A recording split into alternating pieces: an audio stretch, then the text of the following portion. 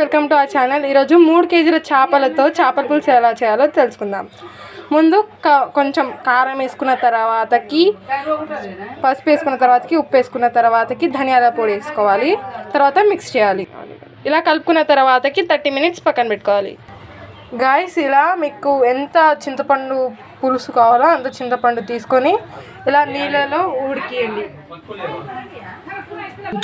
So దీంట్లోనే friends కొద్దిగా ధనియాలు, జీలకర్ర, వాము, మెంతులు అనేది వేసుకొని బాగా దూరగా వేయించుకోవాలి.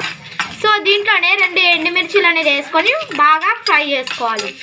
సో ఇట్లా బాగా వేగించాలన్నమాట. ఓకేనా? సో ఇప్పుడు దీంట్లో 7 ఎల్లుల్లిపాయలు అనేది వేసుకోవాలన్నమాట. సో దీన్ని ఇప్పుడు మిక్సీ జార్లో వేసుకొని గ్రైండ్ చేసుకోవాలి. సో దీంట్లోనే మనం అల్లం ముక్కలు చిన్న చిన్న పీసెస్ కట్ చేసుకొని వేసుకోవాలి. సో ఇప్పుడు మనం దీన్ని మెత్తని పేస్ట్ లాగా గ్రైండ్ చేసుకోవాలి. సో ఇప్పుడు దీన్ని మెత్తగా పేస్ట్ లాగా చేసుకున్నాం కదా. సో ఇప్పుడు దీన్ని ఇంకొక బౌల్లో ట్రాన్స్ఫర్ చేసుకోవాలి. సో ఇందాక కొద్దిగా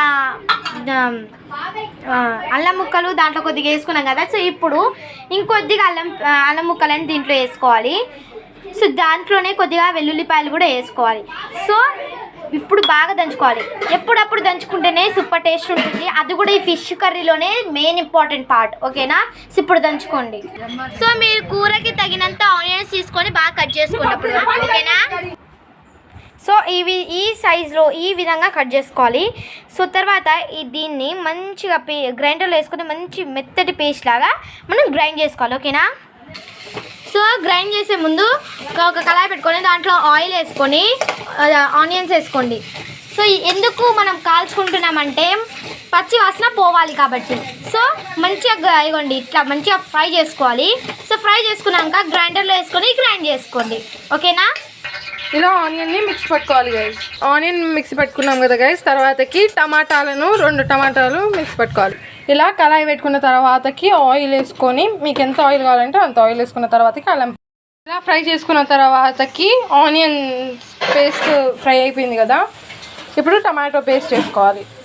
తర్వాతకి 2 స్పూన్ల అల్లం పేస్ట్ వేసుకోవాలి. ఇలా పచ్చి వాసన పోయేదాకా ఫ్రై చేసుకోండి. తర్వాతకి కొంచెం పసుపు, కారం వేసుకోవాలి గైస్. తర్వాతకి సాల్ట్ వేసుకొని కలుపుకోండి. తర్వాతకి మనం నానబెట్టుకున్న ఫిష్ ముక్కల్ని వేసుకోవాలి. ఇలా ముక్కల్ని వేసుకోవాలి. తర్వాతకి మూత పెట్టేసి ఉడికించుకోండి. ఇలా ఉడికిన తర్వాతకి చింతపండు పులుసు మనం నానబెట్టుకున్నాం కదా, అది పెట్టుకోవాలి గైస్.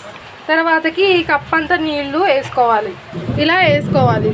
ఇలా ఉడికిన తర్వాతకి కొంచెం కొత్తిమీర వేసుకోవాలి. తర్వాతకి ఇక సగం కూర అయిపోయింది కదా గైస్.